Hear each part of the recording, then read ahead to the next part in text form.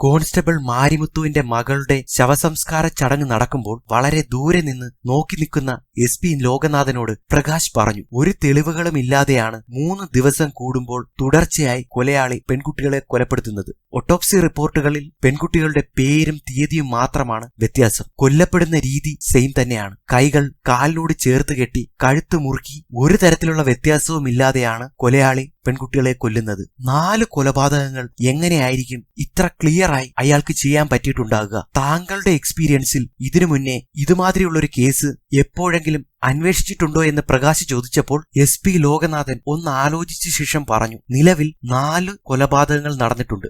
ആദ്യം കൊല്ലപ്പെട്ടത് നമ്മുടെ കയ്യിൽ ഡീറ്റെയിൽസ് ഒന്നും ഇല്ലാത്ത, ബോഡി ഇതുവരെ ആരും ക്ലെയിം ചെയ്യാൻ വരാത്ത, ഇപ്പോഴും മോർച്ചറിയിലുള്ള പെൺകുട്ടിയെയാണ്. ആ പെൺകുട്ടിയുടെ കൊലപാതകമാണ് ഈ കൊലയാളിയുടെ ആദ്യത്തെ കൊലപാതകമെന്ന് നമുക്ക് എങ്ങനെ ഉറപ്പിക്കാൻ പറ്റും? SP ഉടൻ തന്നെ വീണയെ വിളിച്ച് കഴിഞ്ഞ 10 വർഷത്തിനുള്ളിൽ സോൾവ് ചെയ്തതും സോൾവ് ചെയ്യാത്തതുമായ ഇപ്പോൾ നടന്ന രീതിക്കുള്ള കൊലപാതകങ്ങൾ ഇതിനു മുന്നേ നടന്നതിന്റെ കേസ് ഡീറ്റെയിൽസ് എടുക്കാൻ പറഞ്ഞു. വീണ 2001 തൊട്ട് 2010 വരെയുള്ള കഴുത്തു മുറുക്കി കൊല ചെയ്യപ്പെട്ട കേസ് ഡീറ്റെയിൽസ് എടുക്കും. SP-യും പ്രകാശും വീണയും ചേർന്ന് എല്ലാ കേസും പരിശോധിക്കും. എന്നാൽ ഇപ്പോൾ നടക്കുന്ന കൊലപാതകവുമായി ബന്ധപ്പെട്ട് ഒരു കേസും ആ കാലയളവിൽ ഒന്നും ഉണ്ടായിട്ടില്ല എന്ന് അവർക്ക് മനസ്സിലാകും.